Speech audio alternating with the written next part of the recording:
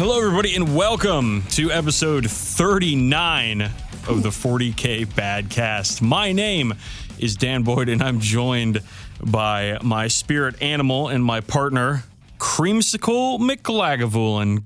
Creamsicle Creamy, how you doing? Oh, don't call me Creamy. Never call me Creamy.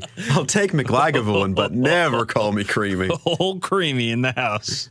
Well, if you really want to describe my complexion, be pasty. I think actually a creamsicle is a very good representation of your general coloring. Just orange at the top and white at the bottom. This is, a mixture of orange and white.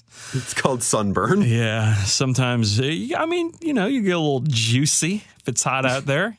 Ain't right now. Got a bit of the graveyard tan going on at the moment. Hachi machi, that's a good way to start the show, huh? Yeah, it's even better when you draw attention to it. So I want to draw attention to some more terrible stuff. Sweet. This is like the super busy time. I think I mentioned this last episode, but the super busy time for work for me. So listeners, just know that my pre-production for this show has been limited at best. And we're using notes that I've had sitting around in a folder for like 2 months, so you're getting my leftovers. Great. Also, here's something fun. I recently went on a trip with my brother and my dad, went bird watching in rural Pennsylvania. It was very fun. However, one of my brother's favorite things to do, he usually drives because he has the nicest car and we make him drive it, is he likes to throw on the 40k Badcast, which, I'm okay with as one of the hosts. However, my dad doesn't like it because he thinks we curse too much. Your dad too? So like recently I was talking to my dad and he was like, oh, this friend of mine, he does a wargaming podcast, but they keep it PG, unlike someone I know.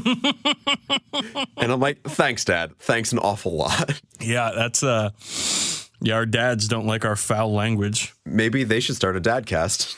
I actually was asking, the question was broached, hey, Dad, what do you, if you had a podcast, what would it be? And he actually came up with something which I thought was pretty interesting. Instead of, he's been a bird watcher since the early 1970s, and that's his big hobby, and he goes around the world and looks at birds, and I thought he was going to say like a bird watching podcast, of which I don't even know if any of those exist. For what it's worth, I don't think bird watching really suits radio as a medium. But he came up with a retirement advice podcast. Not necessarily what to do with money, but like how to, be a retired person. Because he's been officially retired since, I want to say like 2008. He worked for the federal government for like 35 years. And he's been officially retired since then. And he has had quite a journey with the later part of his life here, and he was talking about it, and I thought that was very interesting. I figure if my dad took over my role on a podcast, he would read Fact or Fan Fiction would just be genuine historical fiction every single time from esteemed authors. Probably not even historical fiction. He'd probably just read aloud good history. Yeah, about to say, there's no book about like the publishing of the Magna Carta by Goku Vegeta 420. All right, man. Well, let's get into it. So let's get into our actual show. The Auspex is what this next section is called. Wow, what a segue, Dan. Awesome. Great job. I'm not overworked at all. Yeah, so let's get into hobby progress. I don't have much, so I'll go first. Cool. I think I mentioned I put together and primed an apothecary last episode, and I'm still on base coats, man.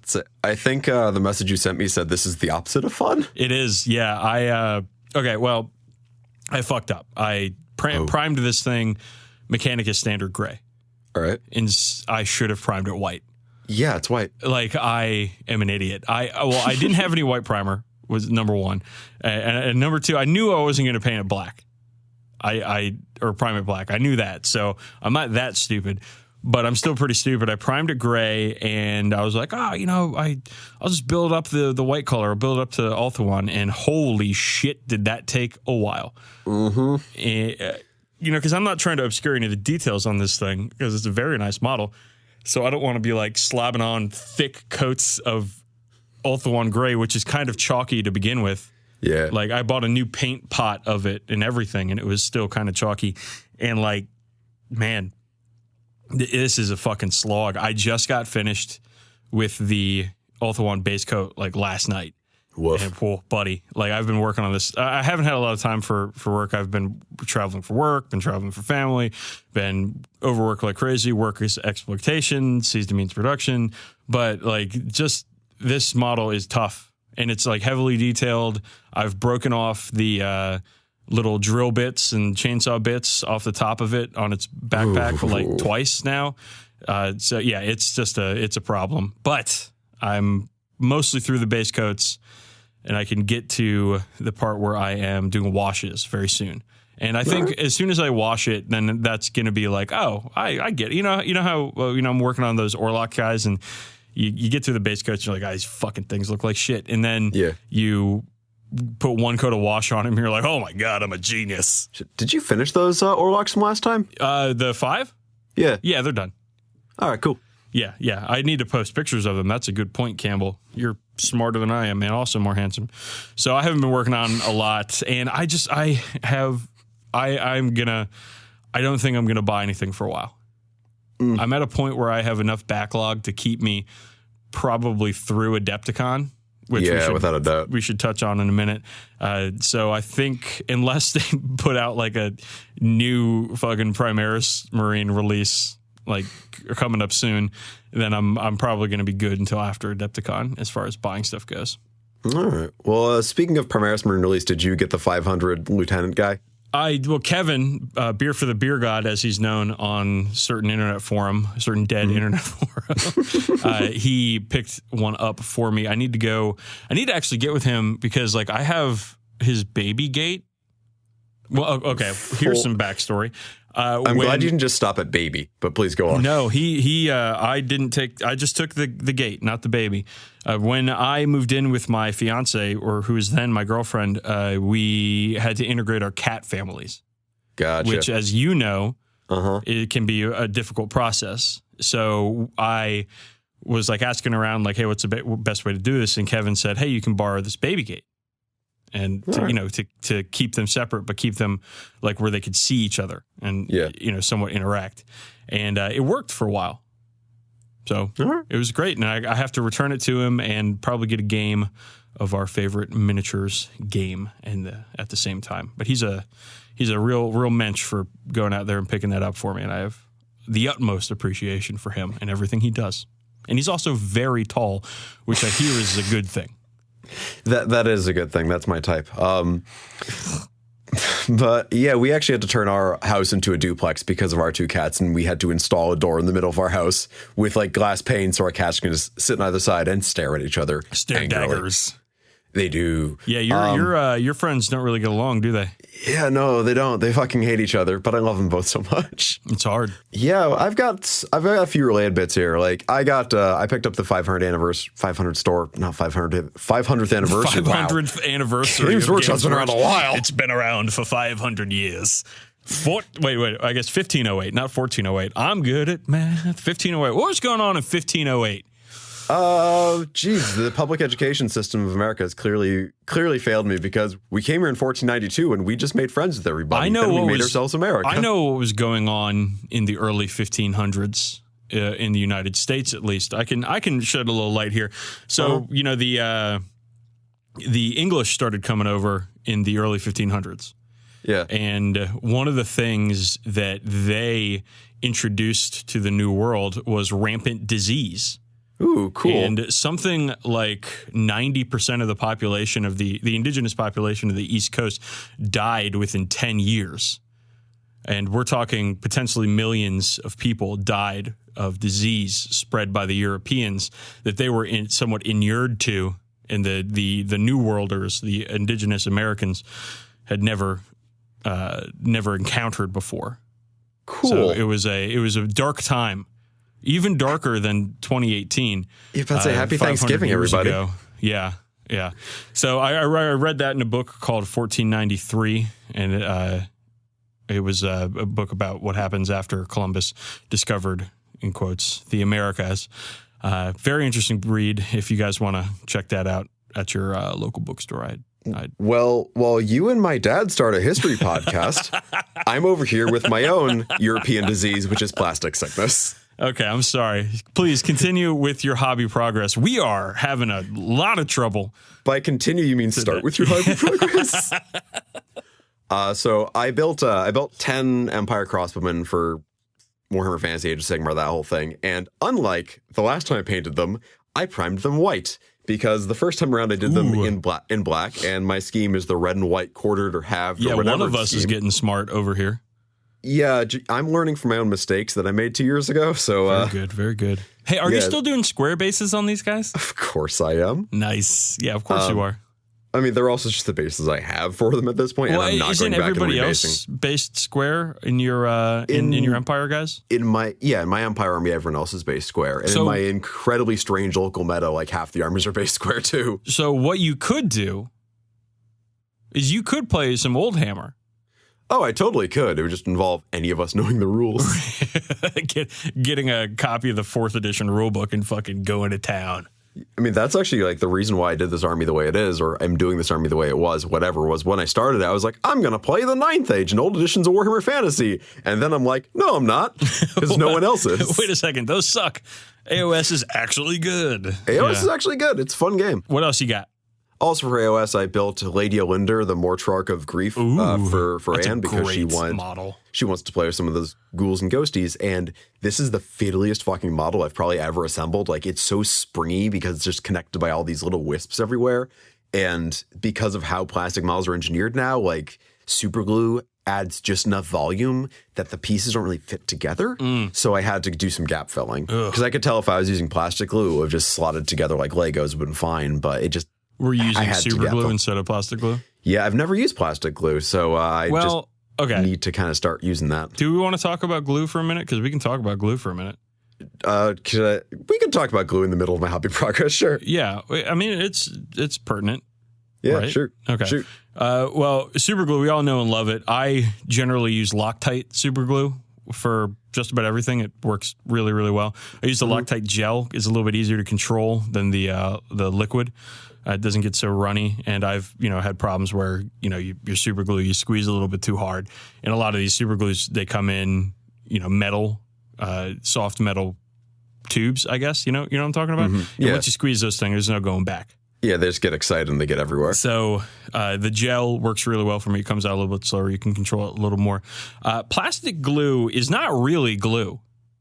Yeah, it's like a welding agent. It melts the plastic. It's cement. Yeah, it melts the plastic so it bonds with the piece of plastic you're gluing to it.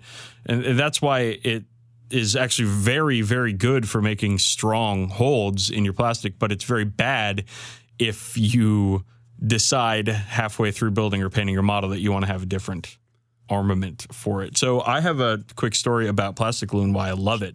And I use that Model Masters plastic glue, that comes in like a little black triangle with a long applicator thing. I used it when I was building model cars when I was a little kid or something. Yeah, this is my old apartment, and I was varnishing a Lehman Russ Demolisher. Mm-hmm. And I had it on there, and I had one of those little Juliet balconies, those little tiny bullshit balconies that aren't actual balconies. But that's where I did all my shit, and I was on the second floor. And I guess I got too excited or something, and as I was spraying, we're waiting for this thing to dry, I knocked it off the balcony. Oh, no. And it fell 2 stories to the sidewalk below. Uh-huh. It didn't shatter. Did anything break off at all? Some tracks fell off, and then it bounced into the ivy, and it was fine. There were a couple of scratches on the paintwork and on the what do you call it, on the plastic itself, but it didn't shatter, didn't break apart at all. I didn't have to go find a bunch of minuscule parts. A couple of tracks fell off, and that was it. It clearly landed in its front armor arc. Yeah. So like there is a lot of people talk about never use plastic glue, always use super glue for putting models together, but there's a fucking case for plastic glue, and it melts the plastic together. The model will stay together, for better or for worse. Yeah, I mean, my best super glue story is when I actually broke a friend of mine's tab broadside when it had the big metal guns on top, and I was trying to fix it without him noticing while he was like upstairs or whatever. Is this Gundam John? No, this predates Gundam John by quite a bit. This is from like when I was like 14. Nothing predates Gundam John. Gundam John is eternal. Never mind. I love how all of my jokes completely derail you every single time. That's my favorite feature of the 40k Badcast. Well, the problem is it's not a bug. It's a feature. The problem is I start trying to find a relevant joke and like file not found, and I just have to move on because I don't remember that much about the Gundam timeline, so I couldn't make anything there. But anyway, the bottle of super glue was on its side. I'm like, okay, let me grab this. And I'm like, shit, it's stuck to the desk. All right, let me just pull a little harder. And I pull, and the bottle rips open and explodes all over my forearms. And like up to my elbows is just nothing but liquid super glue. And I'm like, well, shit. And I just wipe it off of my pants. And I'm like, all right, cool. My hands are good. And fuck, it like burns, first of all. And then the glue shellacks the entirety of my pants. So I can no longer wear those jeans. And I spend the next 4 days just like peeling strips of super glue out of my arm hair. Yeah, that is... that's real good. That's real good stuff. Yeah, there's my super glue story. All right. Plastic glue works. I did end up using super glue later this week, though. Oh, hey, we're still in hobby progress, listeners. I know. I'm glad you're with us on this journey. What else did you do besides these Empire crossbowmen? I built 10 Goliaths using the Forge World Weapons pack. Yes, I saw you sent some pictures over that. They look great. Yep, they're fucking dope bits. I did the thing where you cut the head off and stick it onto the cigar on the sprue so you can actually get it out, because that cigar is the fiddliest bit I think I've ever used, even including the Mortarch of Grief over there. Nice. And I built and painted Gaunt's Ghosts. I got the 6-person kill team from Thundercloud on SA. I forgot to paint their tattoos, and I'm having trouble with the matte varnish on them because for some reason it just keeps coming out gloss no matter how much I shake my matte varnish, so I think I need to buy more before I can varnish them. Just Tester's Dull Coat. I just haven't used this can in a while. Yeah, it's good stuff. So I don't know if it just went bad or what, because they just keep glossing or varnishing them. They just end up being glossy again. But I'll get our can of matte varnish and put the grass on their base, and they'll be all done. Okay, sounds good. It sounds like you've actually been pretty productive. I've been fairly productive, but a lot of it's been building stuff because I haven't had a lot of free time, and it's like when Anne wants to do stuff in the living room, watch TV or play video games or whatever, and I'm like, I still want to do hobby stuff. The lighting is kind of bad in there, so I'll just build stuff because that's easy enough. I think you should probably build some sort of coffee table painting station.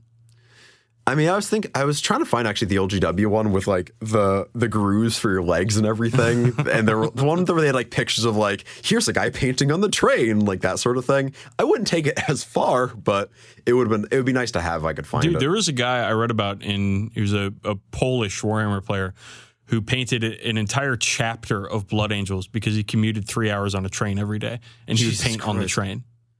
Good God. That actually sounds like, I mean, hour and a half there, hour and a half back. Yeah, which is a lot, but it honestly sounds kind of nice. I can't even draw on the train. It shakes too much. But then again, that's the American rail system for you. So, yeah, our friend James with a Z, he paints a lot at his coffee table. Okay. I don't know if you've seen Boone on the something off the forums. Yeah. He's very good painter. He's got a ton of great BL Tan or BL Tan. Eldar, and it looks as if in the pictures, the work in progress pictures that he posted, that he does a lot of his painting at his coffee table, which for somebody who, you know, if that's your like social structure with your fiance there, then like if you're hanging out in the same room trying to do the same thing, then that seems like a good opportunity there. Yeah. All right. Will you play any games? I did play one Age of Sigmar game as I continue to not talk about 40K. That's interesting. Yeah? That's very interesting. You know who did play a game? Actually, a couple of games. You? Yeah. Really? Yeah, it's almost like we play 40K over here. I wasn't aware. So I'll go through mine real quick. It was just another doubles game in Dylan's like ham slam basement with my Empire and Cody Stormcast versus Kyle Skaven and Dylan's Undead. And I had Volkmar the Grim and his dumb mobile home, which I finished, and it was just using its stupid holy laser to evaporate rats. His horses did most of the fighting for him. Volkmar the Grim and his Winnebago. His Winnebago and his 2 Shetland ponies. The horses do more damage than he does, obviously. They killed a bunch of Skaven. The Skaven they got him down to like 1 wound, and I was able to heal him like 1 wound per turn with my priest. And fuck yeah. Yeah, the rest of the game didn't really matter that much because I was just having fun with this stupid cart that did Not that much, frankly, but it was the fun. Winnebago, because he always wins. Because Winnebago owned. Great. Well, I got a game of Necromunda in. Dope. I also got a game of 40k in. But let's talk about the game of Necromunda. So last time I played Necromunda, I played my friend Scott. This time I also played my friend Scott. The difference in these two games were the outcome. Last time, I kind of rolled him. His first game of Necromunda. You know, he's learning. He's, you know, doing whatever. I'm like, you know, I'll play, but I'm not going to go easy on the guy. I want to show him how it works. This time, holy shit, did I get beat. Oh my God. Okay. So we played the second mission in the Zone Mortalis. It's like ambush or something. Okay. Yeah. And, you know, like all the defenders set up in one tile, and then everybody and the attackers set up like around them, and it makes a 5-tile cross is your board game. Or your board for the game. And so it's very tight confines, like to start with. And holy shit, Campbell, can the Cawdor gangs take a lot of fucking flame weapons. So this is his like second box of Cawdor that he's like put together. And already? And Scott's gotten a little smart, maybe even too smart. So Cawdor, they get these polearm blunderbusses, which are a wonderful weapon that is, you know, custode spear or custodian spear, guardian spear, whatever, who cares? The custard spear. And it's a melee weapon, but with a flamer, a strength 3 flamer. Okay. Or a strength 2 flamer with scatter shot. So for 40 credits, though. That's better than I won't say it's better than a combat shotgun, but it's getting in the same territory. Oh, no, it's better. No, it's better because the combat shotgun regular shot is just, it's like a bolter shot. Like, fucking who cares? This thing is 40 points. It's also got +1 strength in melee. So it's a good fucking weapon for 40 points. And so Scott was just like, yeah, I have like 6. And I'm like, oh, great, cool. And so what happens is he goes first, he gets priority, and he starts making these like incredible saves and recovery rolls to the point where I'm just like not seriously injuring anybody. Like they'll get seriously injured and then they'll just go pinned in the recovery phase. And I'm like, fuck. And he's, you know, taking out all my guys one by one. The last guy I had was my leader, my new model, who's armed with a plasma pistol and flail. And well, he did fucking work. And my combat shotguns did do a pretty good job. Scott got smart quick and was like, where are your combat shotguns? That guy and that guy? Oh, they die first. And they did, and it was brutal. I did bring like a plasma gun also and a grenade launcher. So I was using a lot of my new models, which was a lot of fun. But, ooh boy, did I get wrecked. It's because it's their first game, clearly. That's why. Yeah. Not because you got outplayed or outgeared. So in Dan Gets Wrecked news, I played a game of 40K against my friend Rhett. I was in Denver for work, and Rhett moved from the D.C. area to Denver to take a new job. And we got together and played a game of 40K where I lost very, very badly against his Chaos Marines in a game. I brought I had to pack kind of light, so I only brought my box of infantry for my, my Raven Guard. Not your Strayus? Not my Strayus. So only brought infantry to a 1,500 point game, which, you know, it's fine. I've done that before, and I've done well. But holy shit, did I not do well this game. He had a squad of 10 Blightlord Terminators. Ooh, oh, Jesus. Which was like 500 points. Yeah, no kidding. But there's toughness 5, 2 up, 4 up, 2 up save, 4 up invulnerable save, 5 up disgustingly resilient. Yeah. And he like deep struck them into cover, you know, because we did like a Nova setup, and they just blasted the shit out of me. And then on the turn, the very important turn after the deep struck that I had, because he went first to kill them, I caused 3 wounds. You can't like a unit like that. You just can't do shit against it. No, because they'll have 2 wounds each too. Yeah. So I did a total of 3 wounds. Like my whole army shot at them. And this was turn 2, and I was like, this isn't going to go well. And it didn't go well. I conceded at the end of 3. I would have gotten wiped on 4. Woof. That being said, it was a pleasure to see my friend Rhett, and it was a good time. We were in the hobby town in Lakewood in Denver, like in Colorado, which was like a more suburby type of area. Like where we were for my job, it was very downtown. We were at the fucking Four Seasons. Let me tell you all, listeners, if you get a chance to stay at the Four Seasons on somebody else's dollar, fucking do it. They had one of those rainfall showers. You ever been in one of those things? Yeah. Oh my God, it's luxurious. Like a one time, but yeah. Fuck, and dude. This episode was brought to you by the Four Seasons. Oh, yeah, we have a new sponsor. It's a luxury hotel chain, and they're sponsoring the 40k Badcast, so that's cool. But yeah, someone at the hotel's marketing department thought they'd slum it for a season. The game was not good, but the hangs were good. It was great to see Rhett, and just fun time. And it was cool that I got to run away for a couple of hours on a work trip to play some Warhammer. And I didn't fuck anything up. I didn't lose my job, so. It was good. It was a good time. So far, so good. All right, happy to hear it. Let's get into new stuff. There's a few things that happened. The most interesting thing is that the Orc Codex was on pre-order last weekend. It's November 1st when we're recording. And it is going to be on sale in stores this weekend. Yeah, I'm looking forward to it. I mean, that's not really a controversial thing to say. That's just kind of filling the air there. But the Codex looks fucking dope. Like, it looks like it's worth all the whining and tears of the lesser parts of the community. That's compounded entertainment. That's compounded value. The lateness of this Codex coming out in quote unquote October makes it that much more valuable because of the community reaction. Well, October or not, a lot of people will, there's always going to be people that just want to be pissed about stuff. And of course. You just got to let them be pissed. But the Orc Codex in this hobby? Yeah, right. This Orc Codex looks strong as fuck, dude. Like, I'm really excited to use my blood clan axes. cultures are awesome. Yeah, like I didn't use my blood axes for the entirety of 8th edition so far. I used them a bit during 7th, but I just been waiting for this book to come out, and I'm stoked to use them again. Yeah, blood axes are cool because everybody gets cover. Always, right? And outside of 18 inches, and then they can either charge or shoot after they fall back. Yeah, being the clan that's good at running away is very on brand for me. Right? No, but like, and that's a really good, quote unquote chapter tactic.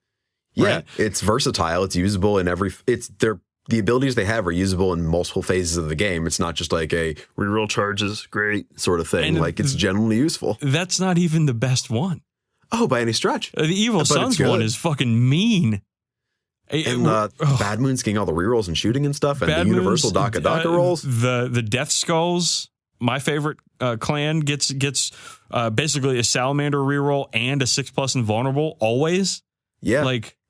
It's fucking rad, dude. It's a very good codex. And then the points values, somebody leaked the points values and I saw them and like boys are 7 points and shit. Like, they're going to be competitive as shit. Yeah, but the 7 points, I think that is a point increase. Oh, I think they used to be 6. Maybe they were just 6th and 7th edition, which is the last time I used them. But I'm totally fine with that. I just hope knobs are okay because I've got like 30 unbuilt plastic knobs that I just didn't build before because they weren't that great. So I hope they're good now. Our friend James with a Z was explaining to us about how orcs are going to be a big time meta buster with the bubble chuckas. I mean, hitting flying units automatically. How Orky is busting the meta, though. Right. No, yeah. It's this. I am super excited for this codex. I can't wait to actually play some Orc players. Maybe I'll call up Greg soon. Speaking of that, I was supposed to see Greg this weekend in Philadelphia for Kill a Cans, but I'm not going because my partner, Michael Brandt, who runs the Nova Open, fucking flaked on me. Call out. Shit. He doesn't listen to fucking podcasts. He's never going to hear it. But still, someone else does. He flaked on me, and I'm kind of pissed about it. But I'm not gonna go up to Philly this weekend because I couldn't get anybody to fucking pal around with me. And I was looking forward to playing some fucking 40k, seeing my friends up in Philadelphia. Oh man. Oh well, that's a bummer. Well, we got some more stuff to talk about, some new stuff. They've been teasing the Blackstone Fortress game quite a bit this week. Yeah. And buddy. Oh my God, Warhammer Quest, but in Warhammer 40,000? Yeah, I can't wait to just see all the models so you can do a tag yourself thing. Like, I'm probably not going to buy it. Because my painting queue is big enough that I'm not going to buy it. But holy fuck, do I want to play this game? I think I'm going to buy it because, like, I haven't bought the Rogue Trip. Yeah, you should come to Boston. You should hang out with me, man. please drink my beer. I have too much of it. But as long as it's not the fucking banana soda that you guys like so much up there. Firth. Sorry. Please continue. Not into the German style beers. It's all right. But yeah, no, the model, they've only shown like 4 or 5 models so far as of recording right here. And they're doing like one a day, which I think is a good pace to kind of trickle it out. Yeah. I do kind of like the overall wow of just seeing everything all at once, but they've got these cool little, animated videos, which are, again, it's like a step above the Ken Burns slow pan. There's a little bit of like rotation stuff going on. Yeah, they take digital art. They take digital art and they move around the little pieces. Yeah. The layers, if you will. Yeah, it's an animatic if you're, ever watched the making of features of any movie ever. Mm-hmm. But the Rogue Trader model himself looks so fucking righteous. So let's quickly touch on the so Warhammer models they've shown so far. They've shown a Rogue Trader, a Kroot, which, I'm ready for fucking Kroot. Hate tout, love Kroot. The Spindle Drone, which looks like the thing from Half-Life 2. Or Massive, or like kind of like, it looks kind of like Mass Effect. Yeah, it looks like a lot of things. Yeah, it looks like a lot of things that aren't quite 40K. It's a drone. It's cool. And then the Negavolt Cultist, which they showed today, which, you know what, I might go against the grain here, but I don't like it. Really? I think it looks stupid. You're negative on the Negavolt? I'm negging the Negavolt. Wait till you see the Posivolt. I hope the Posivolt's better. Because the Posivolt just has plugs in all the same spots, and he's just waiting. Yeah. They actually magnetize together. They're friends.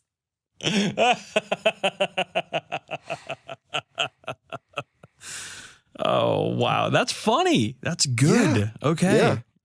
Moving on. Yeah. Blackstone Fortress. Want to play it. I'd love to see what else comes in it. They talked about an Eldar Ranger. They talked about Chaos Space Marines at the Nova Games Workshop preview event. So we've seen some Ratlings and what looks like a big robot friend that someone was calling Metal Husband in the Discord. So we'll see what that's all about. I love my Metal Husband. Metal Husband. Okay, well, they also talked about their Christmas bundles. We're going to see a lot of new bundles there for the holiday season. And I guess it is November 1st, so we're in it. Yeah, we are legally in the holiday season. We're in day one of the front lines of the war on Christmas right now. In the trenches, taking the Christ out of Christmas. The scenery bundles, painting bundles, new hobby tools. They have a painting handle that's going to accommodate up to Redemptor size bases, which I'm like stupidly excited about. New battle forces, which everybody's big army boxes, which are usually, at least in the last couple of years, been good value for their money. Yeah, they've usually been like $170 for like $300 worth of stuff or something crazy like that. And of course, Blackstone Fortress is going to be coming out around the holidays. Yeah, I think that's probably the marquee item here. So a couple of non-40K updates. New Blood Bowl team. They teased the Undead team. Oh, they're fun. And I don't need any more Blood Bowl models, but buddy, those mummies. Do you see the fucking mummies? They're the buff mummies, right? Oh, they're so buff. Mumra. Oh, Mumra! That was always my favorite part of the Thundercats shows, when he would turn from like old mummy guy to buff mummy guy. That really got me going. You ever remember that? Remember that one internet comic where they're talking about Dracula rimming a mummy? Yeah, the gun show comic. Tongue that dusty butthole. Happy Halloween, everybody. Tongue that dusty butthole. What was that my dad said about my show being too vulgar? Dad, I'm sorry. Sorry, all dads. I'm sorry to disappoint you. Yeah, so the Blood Bowl team looks great, though. The zombies and skeletons look like they're falling apart, which is great. The whites and the mummies look fantastic. Like I said, man, I don't need any more fucking Blood Bowl models, but I see these models and I'm like, oh, I want a tongue of dusty butthole. Moving on. So they did a new Warhammer Underworlds team or warband or whatever, which is just really a troll and his pets. Yeah, they rule. That's so weird. There's the bat squig. There's like the mushroom squig, and then there's the stalagmite squig. Yeah, they're great. They're great. Just keep it up. Keep it up. I love all the weird shit going on. It felt like we'll get more into it later, but I feel like the shift has kind of been more towards multiple character models over coherent squads. I feel like that's kind of where we're going right now. And Shadespire is a very good place to see a lot of that. Well, I like how the last two warbands there's like a 9 goblin team is one, and then there's a troll and his friends is like the next one, which, I mean, it's extremely on brand for goblins and trolls. Yeah. Like that. I don't need to get into fucking Shadespire, bud. I really don't. Dude, I was talking to Peter I don't need the a other day. fucking card game, an ultra competitive card game to add onto my already lengthy and stupid hobby list of bullshit. But dude, those goblins, that troll. It's going to be the Dark Oath for me that does it. I was talking to Peter the other day, and he was like, I heard you mention Shadespire on the show, so do you play? We should play sometime. And I'm like, no, I don't yet. And he's like, oh, because my girlfriend texts me on the regular being like, hey, when you're home from work, can we play Shadespire tonight? Oh, my God. That's just like the thing they do. And I'm a little jealous of that situation. Oh, man, maybe I should buy a bunch of Shadespire shit so I can get Danielle into it. Yeah. Okay, well, moving on. Any other new stuff? That's it. I'm tapped out. Yeah, there's always some other little thing I missed. It's like, oh no, there's a dice bag with a Space Wolf face on it or something. Somebody linked a really cool Christmas sweater with a bunch of Space Marine logos on it today that I am moments away from buying. I already have my big knit skull Christmas sweater, so I think I've kind of reached saturation on Grimdark Christmas apparel. I need one. But I'll think about it. I need one with a bunch of upside down crosses. That would make my mom very happy. All right, let's move on to what I'm actually pretty excited about, because I think we could have a good conversation about this. We make the call. All right. And we are once again answering listener email. So guys, if you have questions, please send us emails. Contact at 40kbadcast.com. We want your emails. We want to talk to you. We want your questions. Here we go. This is from John Curtin on email. Okay. If I'm hosting a weekend ham slams, how do I politely discourage Tau players from ruining the mood? Serve bad pizza, bad beer, subtract 1 from all rolls? This is a great question. The question itself, it's funny, it's good. Tau players suck. Don't invite them. That's how you do it. But it's a great way to talk about if you're hosting a ham slam, a ham event, like, how do you keep it chill? So, all right. For starters, I would say specifically with Tau players, if you don't want them to kind of ruin the mood, just be like, hey, we're going to watch the 4Kids dub of One Piece. I know you prefer subtitles, but we're a dubs, not subs household. And they will just leave. That is the most offensive thing you've ever said. I don't know. I actually don't know about that. It's clearly an anime reference. And I'm kind of upset. You know. Here's the thing: you're upset, but you don't sound surprised. No, about I was disappointed. Is how I feel at this moment. No, seriously, you're hosting an event at your house. It is a game that some people take very seriously and get competitive. How do you keep it chill? I feel like outlining that ahead of time is the most important thing you can do. And sometimes things will slip through the cracks. Sometimes somebody will bring knights to a 1,000-point casual tournament in a friend's house. And I wonder if anybody we know has ever done that. Yeah, sometimes something along those lines will happen. Well, I go that's sometimes an accident. I go to Noted Flake Mike Brandt's house every now and then and play 40K night. And usually, like, the meta at that party is usually like, fuck you meta, like competitive as shit. And you show up, and if you get hosed by somebody's really good army with, your all Primaris Raven Guard, and then it's just like, well, that sucks. Sorry. Hope you come back next week. I would probably at the outset be like, hey, this is a chill event. I'd maybe get in the book and play narrative missions instead of match play missions, and just be like, just don't bring bullshit, guys. If you bring bullshit, then like, I don't know, we will make stuff up to punish you, like, during the night. Yeah, I mean, like, all right, so here's a fun one. I guess this is probably a bit more than you get for a typical casual thing.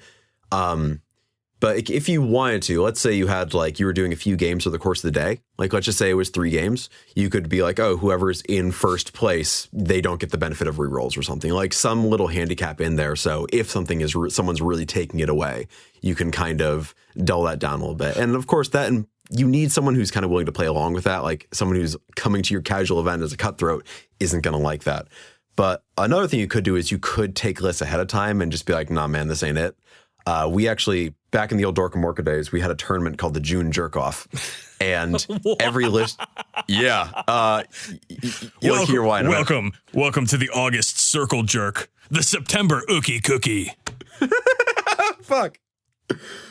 And in the November Just Friends reach around. Ooh. But the June Jerk Off, basically every list, you were allowed to have so many quote unquote jerk off points where it was like, okay, taking this kind of meta thing will give you X jerk off points, and you could take so many. So if you wanted to take like a really shitty list, like a mean list, you could kind of take like half of one. The rest of your army would kind of have to be a bit more chaff. Okay. And we did have the right of ultimate refusal on anything.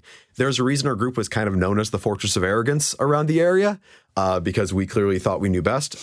But it ended up being a pretty good event as a result of that. Like no one, here's the thing, when people see that sort of thing, some people will try to find their way around it, but a lot of people will be like, okay, I think I get it. I don't want to rock the boat. I'll build a fairly chill army. All right. Last thing I'd say to help keep your hams chill, to help chill your hams, alcohol, beer, like drink. I'd say beer hammer. I'd say beer, not liquor. Yeah, beer, not liquor. But well, I mean liquor. I mean, fuck it. If nobody's driving home, like fucking liquor it up, do whatever. Don't drink and drive, obviously. But like having a chill time with beers is like beers, and just having a more party atmosphere always helps out. All right. Yeah, beers and pizza. So one quick public service announcement, maybe, since this is a podcast and it's basically a long public announcement every time, before we move on. In service of ourselves, yes. The Adepticon event preview spreadsheet has come out. So if you're thinking about going to Adepticon, head on over to their website, download the spreadsheet that they put together. They're extremely readable and excellent spreadsheet that they put together. 300 something item long spreadsheet, not organized by, it's organized by day, not by alphabet or game. Yeah, it's great. So check that out. Get an idea of what you want to do. I was looking through it, and I was originally thinking about doing Necromunda events instead of 40k events, but the Necromunda events are at night, and I would rather play games during the day and then hang out at night instead of hang out during the day and play games at night.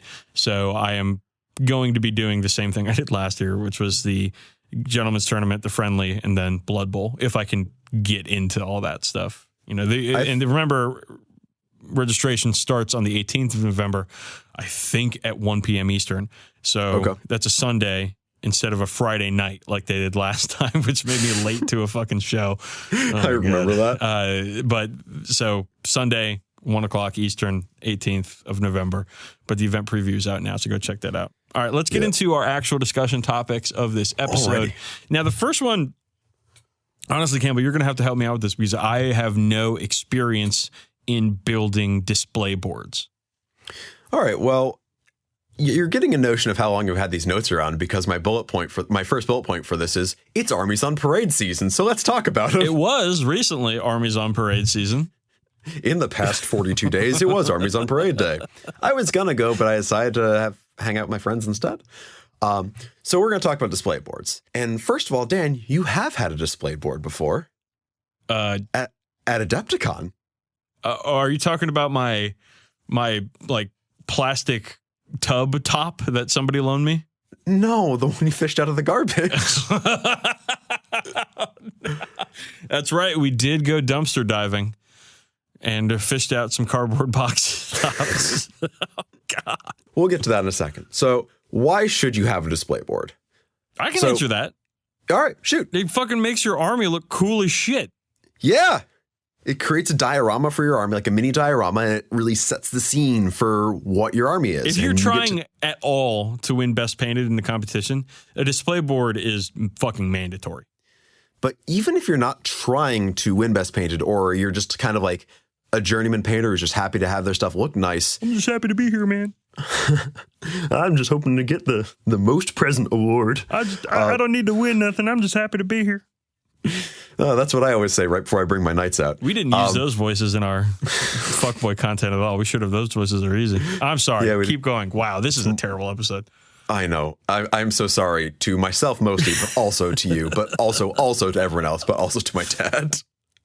So in a tournament or event setting, even if it's just like playing a few games around somebody's house, it provides a really easy way to move things around without having to move like every model in and out of your cases or carry fistfuls of mans around while you're doing it. Because like even at Peter's place for his old ham slam thing, he has specially made like carrying trays just for these sorts of things that aren't that far off from a display board. Yeah, that's like it's functionally. It's you have to have something to carry your models around when you're at a tournament or at an event or something.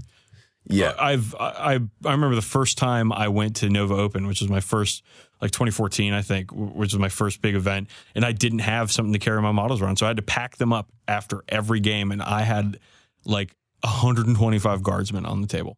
Yeah, that's called a repetitive stress injury waiting to happen. It was miserable. But you've seen my quote unquote display board. It's just a cork board. Yeah, but thing is, you're already like a third of the way there. Because like the standard cork, like, because there are as many different kinds of cork, as many different kinds of display boards as there are like metal subgenres. Yeah. But I figure we can outline a couple of them here. And the standard is a cork board or picture frame that's been sanded, flocked, and painted to match your army's basing.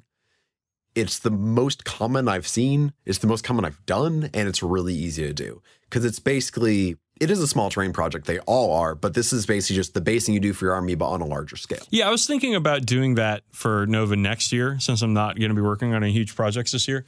Mm-hmm.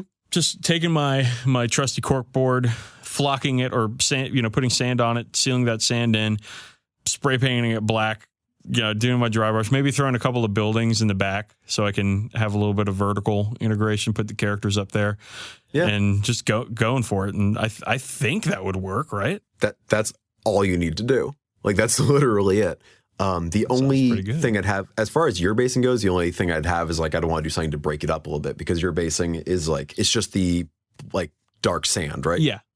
Yeah, you don't mean like rocks or grass. All those are nice things to kind of break up a display board. Yeah, that's a good point. But conversely, my display board with the snow on it that I used for like Nova and so on, my snow basing doesn't scale up very well, so it just looks like these big, weird kind of, I'll admit it, jizzy streaks that are just on the board. Some ropes. Yeah, just some nice thick ropes that have been blasted all over my display board. Which that's the reaction I hope to get during painting judging, not during the construction of my display board. So didn't we have this conversation already? We might have. I've gone over the story of how I made my display board at the last minute in some past episode. I will save it for now. You can go listen back to 30-something episodes and find it. We've heard it. But that's kind of the standard. And below that is the crust punk level that we sunk to during Adepticon, where it's just a piece of cardboard or packaging that was just fished out of the garbage or brought from home, and it'll do the job. It's just not going to win you any medals. And also, I'm kind of worried about the structural integrity of just a sheet of cardboard. Yeah, that's a good point, especially if you have metal models. But then there's people that go all out for the display boards. And when we say board, it doesn't necessarily have to be a board. Like Greg Hess, our friend Greggles, he has this like computer cart that he has painted to match his army, his Trust and Rust Orc Walker Dread Mob. Like, the cart is painted to match the army, which it looks incredible. And he pulls it around. He's got a little box of wine on it at Nova and fucking parties down. It's great. I remember excellent painter Kelly Fry, I think her last name is. She had this amazing, like, black and green, I want to say undead army at Adepticon last year. And she had this, like, very elaborate construction of foam and cork and water effects with, like, mountains looking shit everywhere, or mountainous rocky stuff terrain, and it looked amazing, and her army matched all the colors on it and stuff, and sort of like blended in a little bit, so you had to come down and look close at everything. It was really, really cool. And I've seen some of like the 30k players especially go nuts with these display boards with big terrain features on their display boards that match the color scheme of their basing for their army. And like you can go in so many different ways. And I've seen people construct them. Foam core is a big part of these display boards because you don't want to make them too heavy or else you can't fucking move them around. But like a cork board with some foam core, like painted and flocked or sanded or whatever else, like that's not going to be too heavy. You can put your models on it because you can create a lot of flat spaces on it. And foam core is very easy to use to carve and to make look like rocks or buildings or something. Yeah, foam core or insulation foam. But I'd say the sky is the limit, but kind of the ceiling is the limit here, because I've seen some really tall ones too. Like I've seen like the Fang at Adepticon when I went 2 years ago, where it was taller than I was, and I know I'm not that tall, but still it's pretty tall for a display board. Yeah. And it had like 3 armies on it, because especially when you get into doubles or triples, like team tournament things where people have themed armies, that's where you kind of get the really crazy ones, because also you have more people to work on it with you. Oh yeah, like at the Adepticon team tournament, man, like some of these giant display boards with 3 2,000-point armies on them are incredibly elaborate. I remember somebody did like a spaceport with like a lower level that was all lit. Yeah. And like lit with lights, not lit like, oh, shit is lit. Like, not lit AF. Though it was lit AF in and of itself. Like, it's very, like, the sky is the fucking limit. You can do whatever the fuck you want. And, oh, man, I remember there's one from Nova, I think 2015 or 2016. Somebody made a Sharknado, but with screamers. Yeah, it was screamers of Tzeentch. Yep. Yeah. It rotated. It was like on a kebab skewer. And that was just like, the ambition there is worth it. But yeah, like those ones are a little harder to do for like me, where I fly to Nova. Like I can't really bring something like that. But for you who's local, if you really felt like doing that sort of thing, you totally could. So is there a place online we can go to like find tutorials or advice or something for making display boards? You weren't prepared for that question. I was not. That being said, if you do have access to either the old like creating Wargames terrain book from GW, they have a lot of information about that. They even had a kind of cool tutorial this month in White Dwarf on how they made like this molded hill to put a herdstone on top of. That was super cool. It's basically a lot of the ideas you have behind making typical terrain just writ large. Yeah. And I would say other hobbyists is what I'd say. Like, if you're going to get down to Games Workshop, like the guys that work at Games Workshop have to do armies on display, or armies on parade rather. Like it's part of their job. They have to do it. And like they know how to make these things. So go down and fucking ask. Be like, hey fella, how do I do what you do? Also, railroad supply. Like, if look into people who make railroad displays, because they do a ton of carving big chunks of foam to make hills and mountains and so on, make it look very organic and natural. Like, a lot of this stuff does come from that very dadly hobby of railroad modeling. When you said railroad supply, I thought you meant like Amtrak, like real actual railroads. Like, just get a railroad tie, carry that shit around. Just go on a train. Just keep riding it. Wait till they throw you off. Get a conductor. Start a new life there. Have a new family. Find a new job. Make him yell at people when they talk on the phone in the quiet car. Grow a mustache and shave it off. So while there's these things, there are also some ready to buy ones you can get out there too. And these also range up and down in price and quality. So I'd say at the bottom of this, there are some laser cut MDF boards that are a bit more of a carrying tray than an actual display board. I love a laser cut MDF board. I love the way they smell. They smell delightful. Like Broken Egg Games makes some, mostly for War Machine, but I think they branched out a little bit, where they have little slots for every model. So if you did want to go on that level, like you could just, leave a hole for every guy and just texture around it.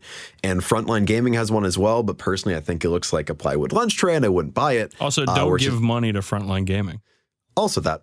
Just don't fucking do it. They're shitheads. They're jerks. But anywho, that's kind of it for MDF boards, which I think is the bottom of that sort of line. But as you go up, there's the tablescapes and Sequep miniatures, which are like the 1 foot by 1 foot tiles with this accompanying frame and clip system that you can build into a display board. And I've done this before, and our friend Craig Sniffen did this before with his Rainbow Warriors at Nova this year, where I think it looks gorgeous, like, because they're pre-molded plastic terrain tiles, but because of those little clips, they feel kind of flimsy. I feel like that's a disaster waiting to happen. Especially with metal models. So if you are going to do that, which it does look great, it can look super good. I'd recommend using some sort of support under the board to hold it together.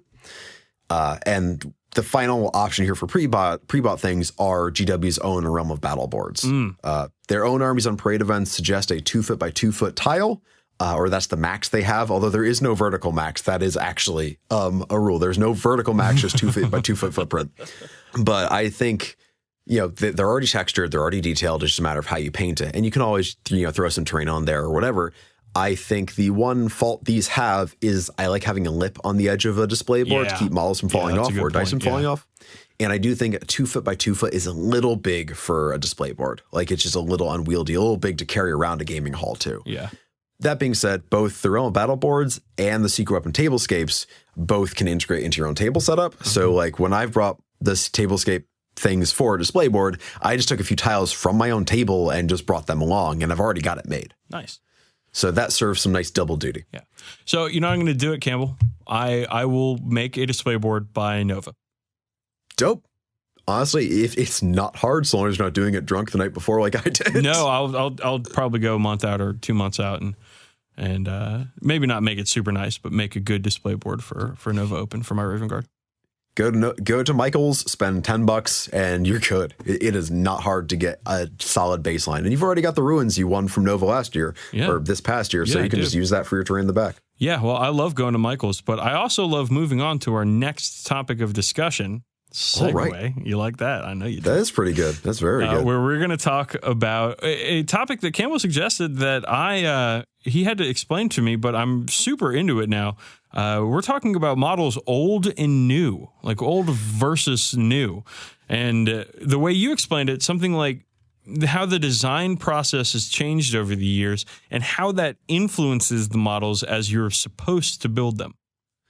Yeah, I've been seeing a lot of complaints from really sky is falling Chicken Little types about how GW are killing conversions and shit like that, which is blatantly not true. They're just, kits don't tend to have as many options now as they might have a little while ago. Well, but hold up. There is like, they are moving. I don't think we should completely dismiss that. I don't think it's 100% wrong. I think that GW is moving towards a one model per data sheet answer. In a way. Like if you look at all the Primaris Marines, and I think which are the crop of new stuff coming out right now, you look at all those kits and they have very limited options. It's not like the old things where you could like arm a Space Marine Sergeant with a Power Fist and a Power Sword. And you might have to get them from 2 different kits, but it's legal because you could just take war gear. That's really not the case anymore. If you take a look at an Intercessor Sergeant, like he can have a Power Sword, but the only model that they have a Power Sword with for that is the 35th anniversary model, you know? Yeah, like, or the Blood Angels. No, because the Blood Angels sprue has a Power Sword. There's also sprue on the Ultramarines and Dark Angels. But it's like, I think it's pretty clear that they're working towards a 1 kit per data sheet solution. You know what I mean? I get where you're coming from, especially with characters too. But let's wind it back a minute. Okay. I'm sorry. I just... No, it's all right. We can come back to that in a little bit, but I don't think we should fully discount that. I realize that a lot of people are, being sensationalist on the internet. Who would have thought someone being sensationalist on the internet?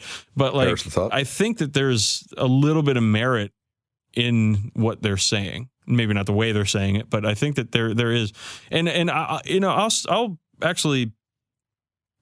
Well, maybe you should continue introducing the segment because I do want to pull back to second edition, talk about some of the models there and the way that you were supposed to build them. But please continue on. All right, cool. Well, we've seen a very historically, there's been a long line of just the evolution of the models. Because like when it started, it was just these single lead miniatures, like largely lead miniatures, where they had a lot of character, but not much artistic. Like there wasn't much artistic oversight. So they were kind of all over the place, and they didn't necessarily they weren't very consistent from guy to guy. And any conversions you did were really labor intensive because they were generally single piece metal models. Now, correct me if I'm wrong. I believe that most of these older models were hand sculpted and then hand poured, with molten pewter or lead into actual physical molds.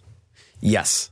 And they continued being hand sculpted for a long time, but not quite as long as some people think. So, the old ways things were done was, you'd have a sculptor just working with green stuff and sculpting tools, and then they'd, make the either 2-scale metal model or the 3-up for the plastic models where it's 3 times the size and then scaled down. I'm not entirely sure how that happened. I assume magic, but like there's old photos of like Jess Goodwin working with this giant balsa wood Land Raider that was the first Land Raider kit. Okay. You started to, in like the late 80s and early 90s, you started seeing plastics come out, but they're only for things you'd buy a lot of generally because plastic tooling was very expensive. Like making a mold cost thousands and thousands and thousands of pounds versus making a rubber mold for metal miniature, which you or I can do in the safety of our own home. Safety might be the wrong word there, but we can do in our own home. Right. I remember the second edition 40k starter kit came with all those monopose Space Marines and those monopose orcs and Gretchen.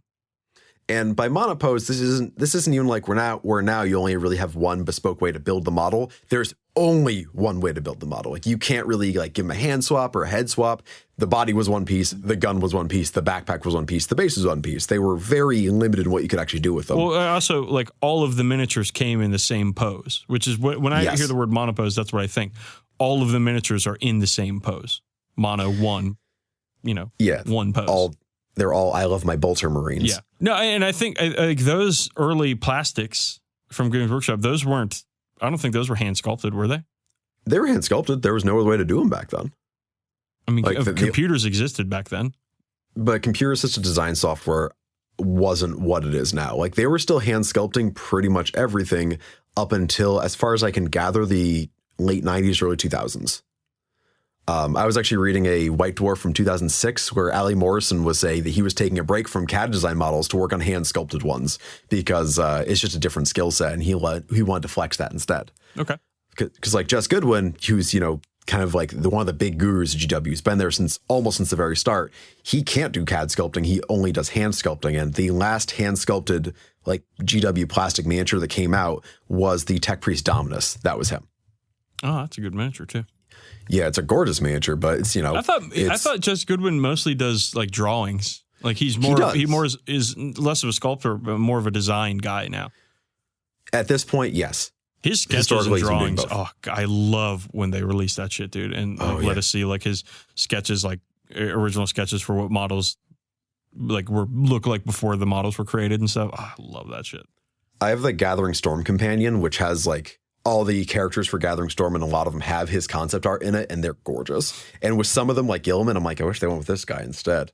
So, although I do like how it refers to Gilliman's armor as his quote super suit. So we talk about the original metal models, or these poured or cast lead or cast pewter models, and then we get into sort of the second wave of customizability, where you would, I remember specifically these Space Marine kits from second edition that would come with metal bodies and plastic arms. Right. Hybrid kits are the spawn of Satan himself. They're so bad. They're the worst. Ugh. They never stick together. But metal bodies and plastic arms is better than plastic bodies with metal heavy weapons. Yeah, that's really bad. Which that kept going up through fourth edition. It did, yeah. This started to give you a lot more options for posing, which is super cool. But again, it's a scale of the thing. Like they can make hand make 100 different Marine models and only make a couple of each, but everyone gets the same arm sprue. So that's why in second edition and a bit of third, you had a ton of little variations, like a ton of different sergeants that were just distinct characterful models, but they still had some bits across them to keep them consistent. And they all had to make design concessions for that. So they'd often have like a blank left arm. And you started to get a lot of the customization options through that. Right. These models were meant to be sort of blank slates, whereas they would literally give you an armless model, and you were going to, again, literally arm him. Good. I have a shit-eating grin on my face right now. I know you're having the time of your life. Fucking doing it, living it over here. Yeah. So these models, these hybrid models, they came out, and I had a fucking fuck ton of these things, man. Like the hybrid orc boys with metal bodies and spindly. Oh, the spindliest shitty little arms. Eldar Guardians, same thing. They had little shitty spindly arms for like every shuriken catapult. Like, oh, buddy, those things were god awful. Yeah, or even the old plastic, like the very first plastic IG before Catachans, when they were just the Necromunda guys. Yeah. Like there were some true multi-part plastics in Rogue Trader, namely like Space Marine, Tactical Squad, like Space Dwarfs, Orcs. Like there were a couple out there, but they got paved over pretty quickly when they moved to second edition. So with its different detail. When did the first like injection molded like plastic kits come out that were supposed to be like, you know, you had multiple poses, multiple weapon options for like a squad. Like when did those start coming out? I mean, the very first one was like Rogue Trader Box 1, which is I think no, but when were they? When but did the Space Marine Tactical Squad in all plastic come out? that came out in 97. That was 3rd edition, right? Yeah, 97 or 98 with 3rd edition was when you got kind of the Space Marine as we know it now, or the Space Marine as we knew it 2 years ago. No, but like that's I think that method of like having an all plastic box. I remember. I think the Dark Eldar range, a lot of it was all plastics. I remember there was some metal heavy weapons in there, but like I think that's where the trend of having an all plastic box with all of your weapon options or whatever, like that's when that started.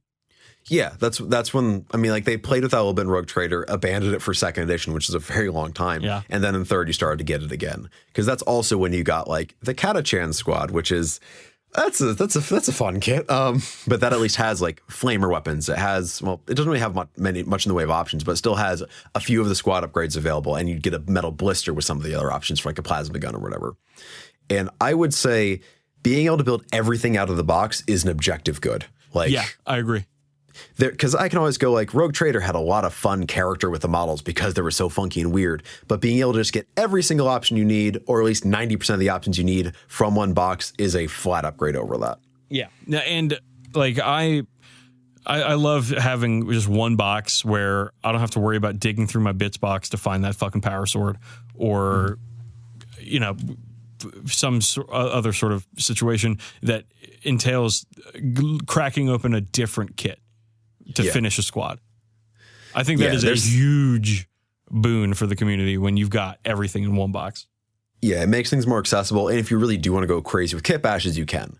But this kind of came to like a peak in like 6th edition when you started to get a lot of dual kits where a kit was released in plastic and had so many options you could build multiple units from that same kit. And sometimes they'd be kind of shoehorned in there. But sometimes it would be like, oh, a tank with all of its variants, or a squad with all of its potential weapon options. And this was like a really great time to just make whatever you wanted out of everything. But you also started getting complaints that things were, quote, too CAD designed around now. Like things looked too computerized, too copy pasted. Like when the Wall of Martyrs kit came out, you know, the trench line with those like extruded looking skeletons that just kind of have like weird artifacts behind them. People were being like, oh no, there's too much, you know, CAD design. They need to go back to hand sculpting. But bad news, they were already doing CAD design a long time before that. It's an older technology than you probably think. So is the complaint about CAD designing, which is computer assisted drawing or design? Design. We don't have to say CAD design. It's like ATM machine. We could probably just say CAD. You're right. So the problem, like a complaint with CAD is that a lot of the stuff looks similar across the platform. Yeah, it's kind of samey and kind of soulless was a lot of the critique. Yeah, I this is something that I get, but then I get half of that and I don't get it. I get the other half. Like, do you take the Space Marine Scouts are a good example of this, where a lot of the stuff on them, there's like extra parts behind the detail. Like if you look at a gun, like one of the sniper rifles, and everything looks good when you're straight on, but you turn to the guy just a little bit to the side and you see like the lines or the power pack lines or whatever, the tubes or wires or whatever, cabling or whatever you want to call it, like weirdly extends all the way back to its body, like in a straight line, in a like a linear fashion, to make it look like extremely weirdly thick cabling, which I mean, it doesn't look good.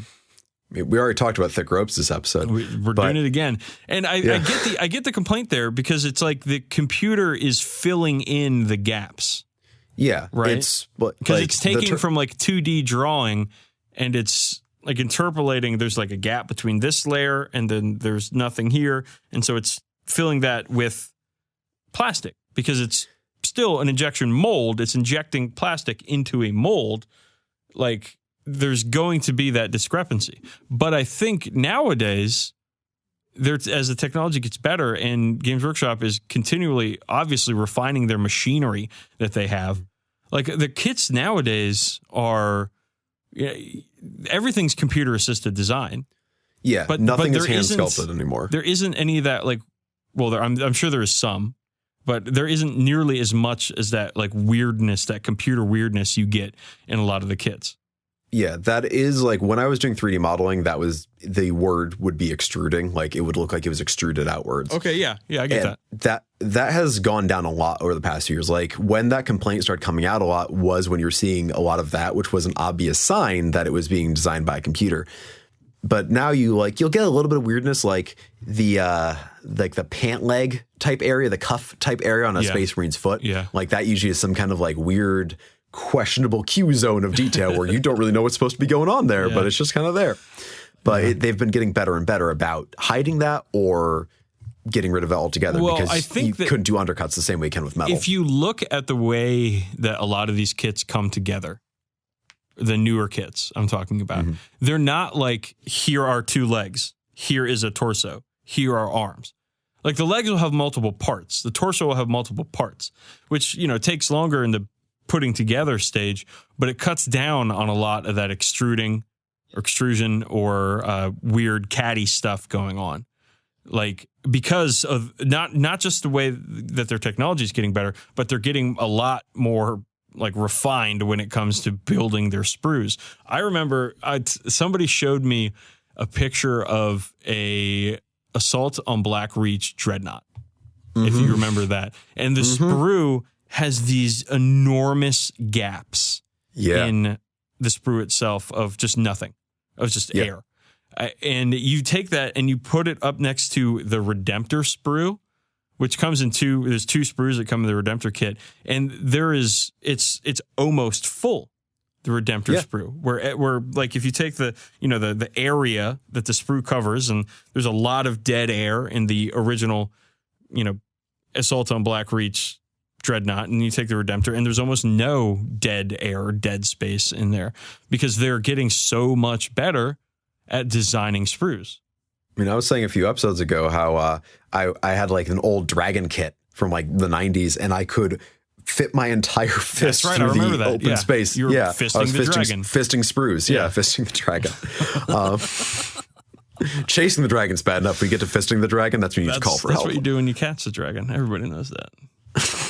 Yeah. So so these boxes are getting a lot more complex. The parts are getting a lot finer and smaller and weirder. You're getting a lot of like a guy's hand attached to like part of a jacket sleeve that then slides onto it, or a head attached to a shoulder pad through some weird bit. Yeah. Like you started to see this this level of it start with the Dark Vengeance box set, where you had like the Chaos Marines who have the top of a guy's head and the top half of a shoulder pad go together, and his axe and his left arm are one piece, and that makes sense. But then his legs and half his torso are a different piece. Like you get these things where it's very clearly a 3D model that was made as a specific model that was then chopped up, as opposed to someone making individual pieces for you to stick together. Okay, so I'm gonna go and say it, but that makes converting harder. It does make converting harder. And well, I don't think that Games Workshop are specifically designing their miniatures with stopping conversions. I don't think that's happening. Their design process, as it has evolved, is making converting harder. See, that I think is a fair point and does make sense. Saying they're trying to kill conversions is way too much. It's sensationalism. But I think that there is still, maybe not an argument, but if you look at the trend of the way that they're putting their sprues together, it's more difficult to make the conversions now. Like they sell a lot of upgrade kits these days to help you on your way. But I'm not a good, I don't really convert that much. I usually just make stuff right out of the box. And I look at a lot of these kits, especially a lot of these Primaris kits, man, like there's like 3 pieces to a leg on some of these guys. Mm-hmm. And like, what are you going to do? You're going to put that together and then cut it in half to get to the proportions you want, right? Yeah. Like that's a lot more work. It's more difficult. It's more not literally, but more moving parts, figuratively moving parts. So I get it. It's harder. That being said, I think the models are getting better and better. Yeah, you're getting a higher level and like this incredible amount of detail and a lot of character too. Like we're kind of coming back to the Rogue Trader era in a way, not the actually 80s Rogue Trader era, we're getting a lot of individual models with a lot of individual character. Like if you look at even a box of the new Plague Marines or whatever, that isn't so much 10 to 10 just line infantry, but each one is distinctive and goes together in a certain way. And they have some options, like you can still change them up here and there, but it is more like a box of 10 characters than a box of 10 like line infantry. That's a good point. And you get a lot of that with any of the new kits, especially the bigger Primaris kits with like the aggressors, because they all have little doodads hanging off of them and everything. Like there's like, if you take 2 units of aggressors built with different weapons, you can still see the same like base whatever model that's going on. And I like it. I think that the way that they are doing their models now are fantastic. I love the design of vast majority of the models. Like we talked about this episode, I don't like that Negavolt cultist. I think it looks kind of dumb. I think the Death Guard guys, a lot of them are kind of over designed, but on the whole, we've got some really good models now. And I like the fact that you are buying less plastic, but or fewer boxes rather, but making more models with their as a sprue technology continues to improve. Yeah. I do feel like, I think part of the reason I've been getting some painting burnout lately is because so many models are like individual characters and they take that much more detail to get them to look, I want to do the models justice. So, I give them a character level of detail, even if they don't necessarily have it. Here's a question for you. What era of models do you prefer? Like, do you want the less detailed, bulkier, less efficient models that are easier to customize? Or do you want the more detailed, more efficient, newer models that are harder to customize? I think the newer ones are harder to customize are kind of here's the thing. They're harder to customize, but you can still do so much with them. Like if you ever look at any of the Blanchitsu stuff or look on Iron Sleet or follow any of those guys on Instagram, you'll see some just insane conversions, and you can just, try to pick out where they get the various bits from them. And it's ambitious and it's really cool. And I was, when I did my House Lakar Household Guard, I used a lot of models from like the era just before this one, where you had a lot of options and maybe a little bit less distinctiveness in each model, but a lot more options on them. And that made them very doable. But I think we're going to keep going down this. How about this? I'm curious how far down we're going to keep going down this path, because right now it is a lot of, kind of bespoke individual character models in a way. Because like even all the box games coming out, like the Rogue Trader one that came out just recently for Kill Team and the Blackstone Fortress box coming out, are just focusing on a lot of weird one-off characters, which is dope as hell. I love seeing the setting explored like that. But I'm curious when things will kind of start to, the pendulum will swing back and we'll get more, a little bit more generic, a little bit more customizable models. Well, like out of the box customizable, I mean. Well, we can think about the Warhammer 40k models that we've got like this year. We got all the Orc vehicles, which, I mean, if you want to talk about character, those models have a fuck ton of character on them. I've never seen vehicles with that much character. They're spectacular. They're fucking spectacular. I am a huge fan of the Rucka Truck Squig Wagon myself, because it looks kind of looks like a dune buggy or like a little Jeep or whatever. I'm a big fan of that one. And you can look at the Death Guard miniatures. You can look at the Primaris Space Marine miniatures. Like the stuff that they're putting out, it all looks fantastic. Yeah. And I don't know, because like I'm not a huge conversion guy, but I love seeing people's conversions. Mm-hmm. But at the same time, like I want good models that I can just put together and have them look cool. And I don't have to do a bunch of extra work to make them look cool. You know what I mean? I get you. I think you're getting something closer to the artist's vision at this point, but you're just losing out on a little bit of customizability and as a result of that. And you know what? That's a fair compromise to make. And especially when they're making such good fucking minis. And I'll tell you guys, like, I have an entire metal Imperial Guard army. So do you. Yeah. Like, you want to talk about fucking boredom with painting? Like, there are 6 poses for Armageddon Steel Legion guys. And I have like 125 of them done. Mm-hmm. And they're heavy as shit too. Yeah, they are. And they chip all the time. Oh, they fucking chip. Yeah. Like, oh my God, I have to go through them and fix all the chips. I have to. Okay. Anyways, like the way that they're moving towards, or, moving into the future with the models is good. They're stepping back from resin. Resin is junk, especially flying cast. It's terrible. They're stepping away from metal. They've been stepping away from metal for a long time, and they're making these extremely wonderfully detailed plastic kits that, I love. And again, as not a big conversion guy, I love just buying a kit and knowing it's going to look good right out of the box, and knowing that and especially when it's like got all the options in the box too. So I don't have to, kit bash or buy another kit or something else. I like that. And I realize that, people who are in the Games Workshop is Killing conversion camps don't like that, and they don't want that. And I get what they're saying, but I think it's good. I think the models that are coming out now are fantastic. Yeah. Except I'm not going to pay any more Inceptors. Unless they come out with new Inceptors, and then I'm going to have to fucking paint more Inceptors. More Bumble Boys for Bumble Boyd. Inceptors with flamers would be cool. That would be cool. Let's wish list on Primaris Marines later. Okay, well, yeah, let's wish list on stirring stories to. I was trying to do a alliteration, but I failed at it. So Factor fan fiction, Campbell. I heard we were talking pre-show, and you said you have something bad for me. I want to be bad. It's bad, but it's also different. So, Dan, would you mind putting in some like nice down tempo jazz for me, and Maestro, turn down the lights? Okay, I'll have to do it in post, but okay. All right. In hatred of the darkness of the far future, there is only war. Hail to the machine god. Hail to the god emperor. They protect us all. We gave the horror a name. The Tyranid people.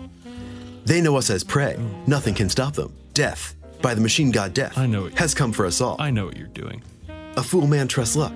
A wise man puts his faith in the god emperor. Space is a big place, and no matter what happens, you will not be missed. Blood for the blood god. Skulls for the skull throne. Hail, the eye of terror. Demons of chaos. See, demons of chaos.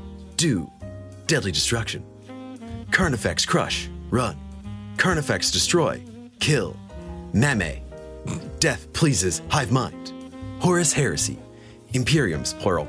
Darkest time. The judgment hour. Death to the unclean. The mutant. The Xeno. Burn them from the stars. Hive tyrant lead. Smash. The horror.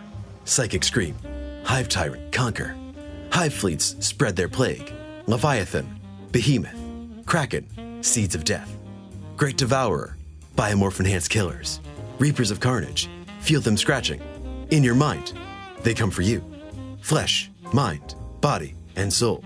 Voices. Screaming. So many voices. Running. They're coming for you.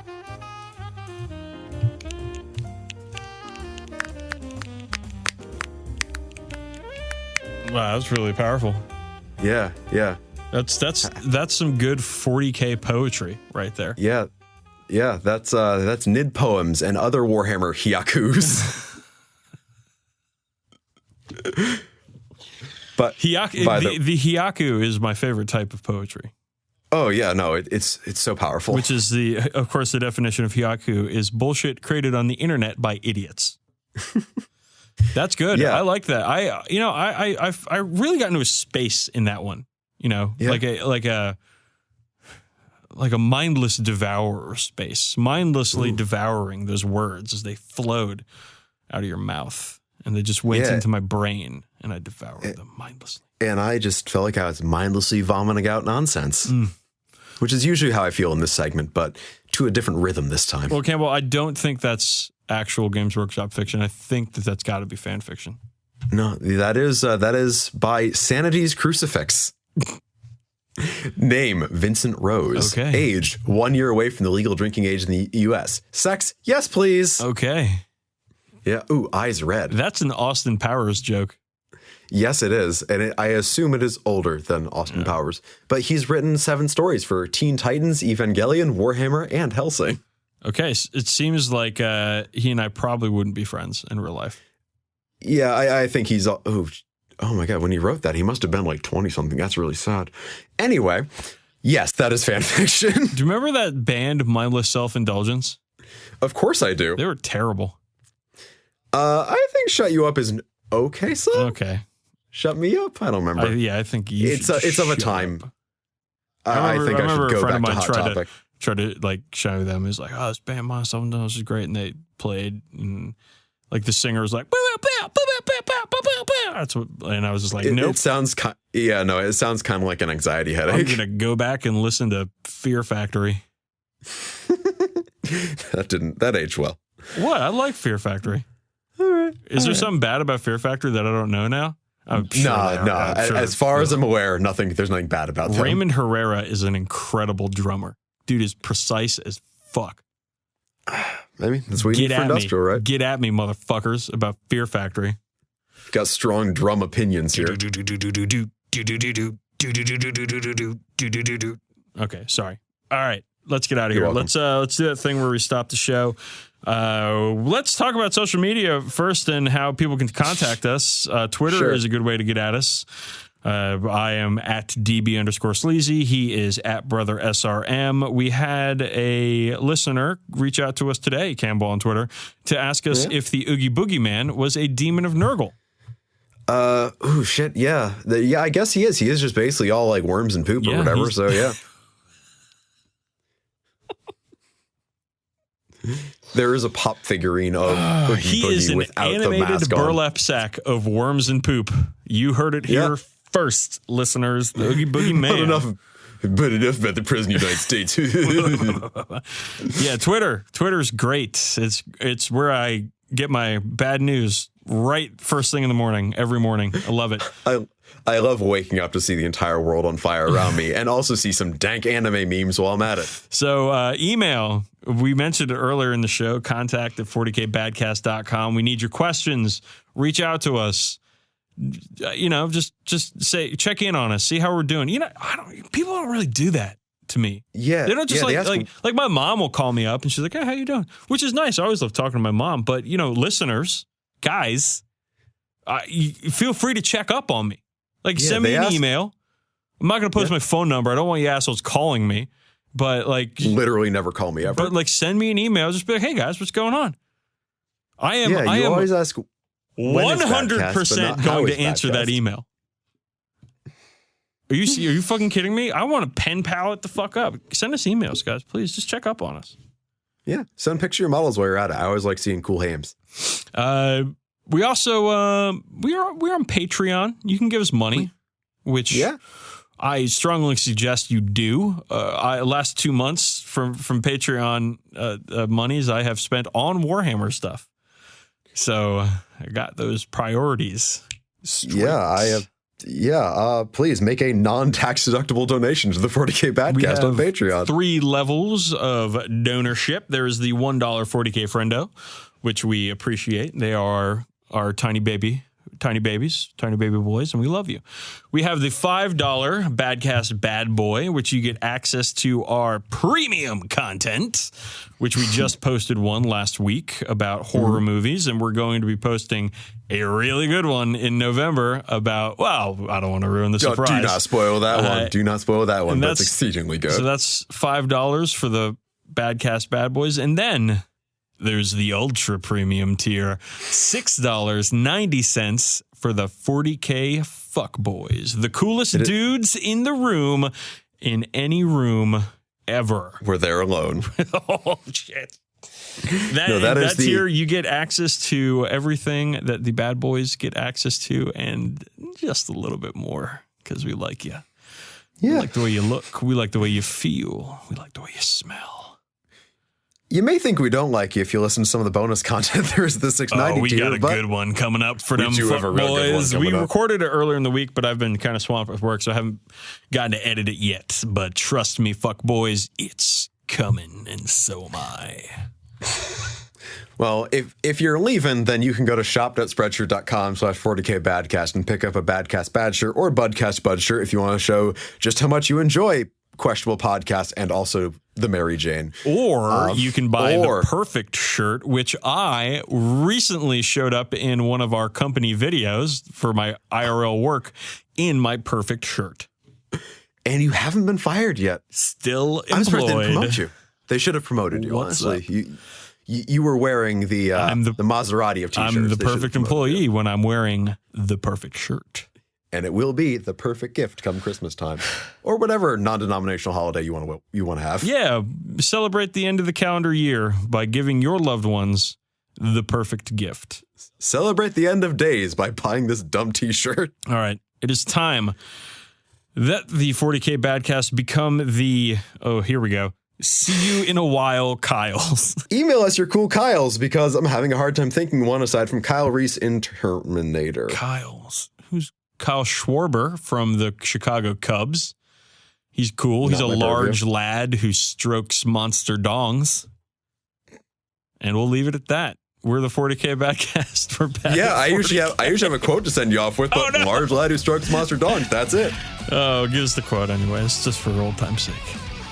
Let not the mutants seek our places and share our lot. Or dongs, apparently. 40k Badcast, bad. 40k, so can you. See you in the next cartoon. Go home.